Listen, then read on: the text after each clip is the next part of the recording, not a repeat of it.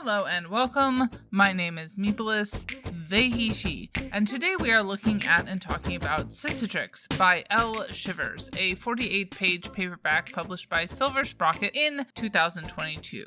Content notes for body horror and military dictatorship. Clicking over to their portfolio website, quote, I'm Elle, they, them. I'm a queer illustrator and comic artist based in Manila, Philippines. I like to draw and write about the tensions between the body and the space it takes up. Currently, I work for Canva as a content designer and illustrator. I strategize on how to build the illustration library with beautiful and usable elements, as well as manage the pool of wonderful artists that help make that happen. I make comics too. I'd like to make comics for the rest of my life. End quote. Keywords that came to mind reading this very short comic: autobiography, skin, pain, legacy, medicine, and guilt. Flipping it over, the summary on the back of Cicatrix is, quote, a powerful study in introspection, inheritance, and the manifestation of hypochondria by a talented indie cartoonist, beautifully illustrated and poignantly told. The author investigates the guilt they carry as a young Filipino person born into a family that benefited from the Marcos regime, and how that materializes within the physical body, end quote. In addition, the definition of Cicatrix over at Merriam-Webster Dictionary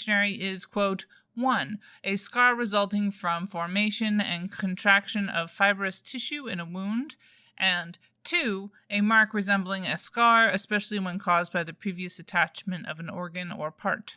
End quote. Looking at the writing and the art, obviously things are very concise. Very successfully so, in my opinion. Obviously very different from Belonging, A German Reckons with History, and Home by Nora Krug. These two highly reflective comics do feel linked in my mind. While Cicatrix obviously was more sparse on detail, this contrast did leave me preferring the shorter work. While I think it's important for my peers to know more about the Marcos military dictatorship in the Philippines, I appreciate that Shivers seems to have made the choice, given their position, that they are not the person to tell this story overall. Similarly, the art skillfully uses layout, shape, color, and line.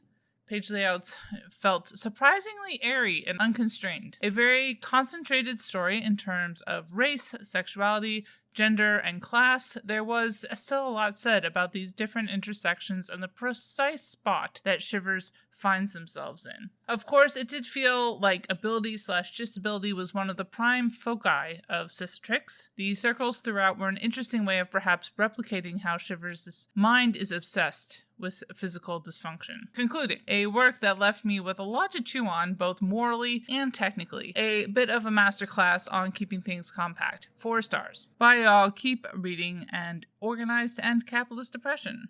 And as always, Literally Graphic is created on land that should be given back to the traditional landholders, which in this case is, to my knowledge, the Mississaugas of the Credit First Nation, Anishinaabe people, the Haudenosaunee Confederacy, and the Huron-Wendat Nation.